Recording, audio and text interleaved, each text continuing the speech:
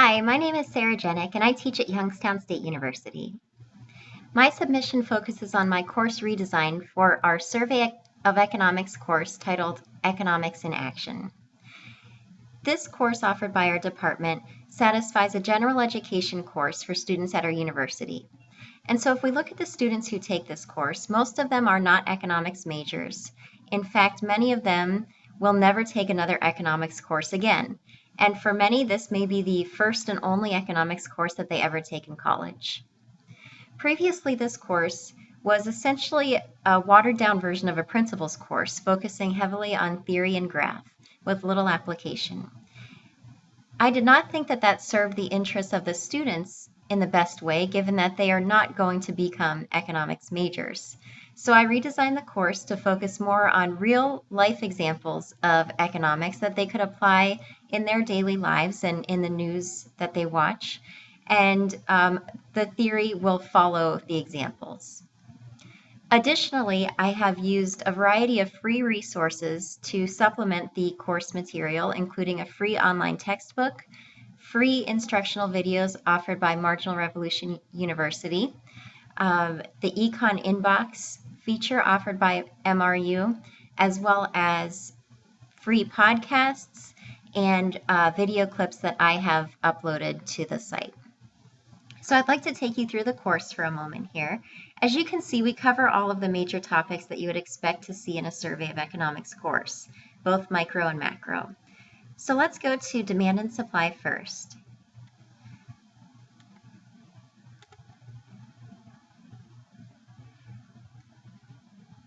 Students first have a link to the free online textbook.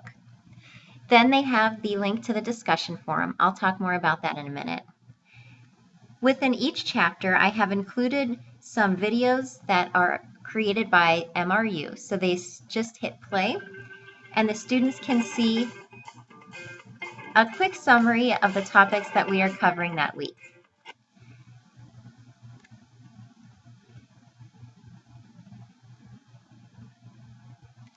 And then I assess students on their understanding of the material using video cases.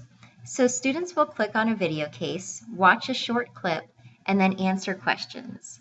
So for instance, we have video case 2, the supply and demand in the market for shrimp. So when students click on that link, they will be taken to this video clip. And this was just taken from the CBS Evening News. This is something that I uploaded to Critical Commons. And it's just a short video clip about the supply of shrimp in Maine, what's been going on there. The supply is down probably because of climate change. And so then students would go back to the course and they would answer some questions. And so here's where they are applying what they see in the news to the economics that they've learned about in that week's material. So the video cases are an important part of my assessment of students within this course. I'd like to share an example from my macro side on unemployment. So that's in section 4 here.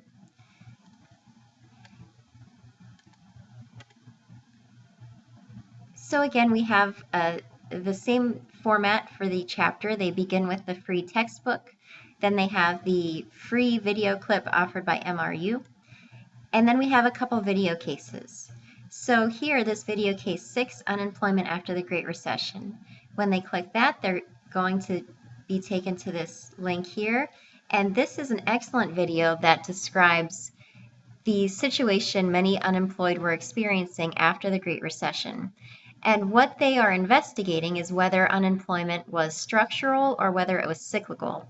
And they interview policymakers and economists who kind of sit on both ends of that debate, and students can really see why that matters in terms of public policy.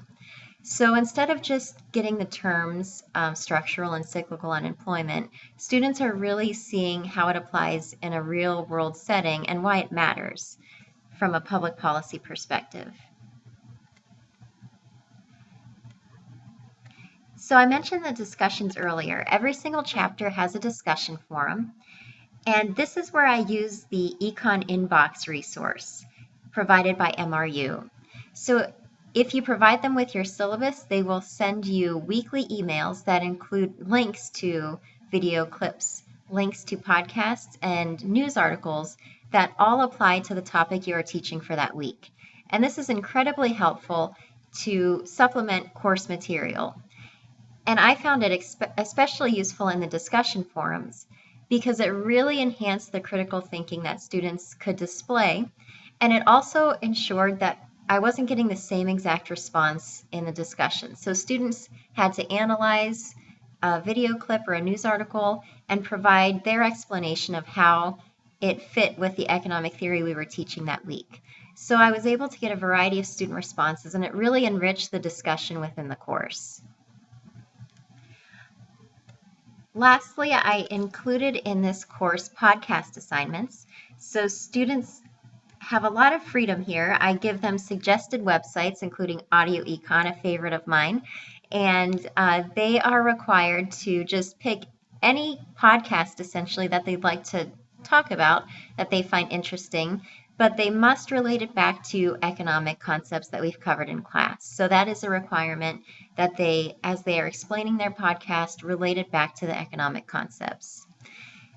So through the MRU videos, through the Econ Inbox resources, through the video cases, and through the podcasts, I put examples of economic theory first, and then we follow that with discussion of how the theory applies. Thank you very much for your attention. I really appreciate it. And thank you for encouraging innovation in the field of economic education.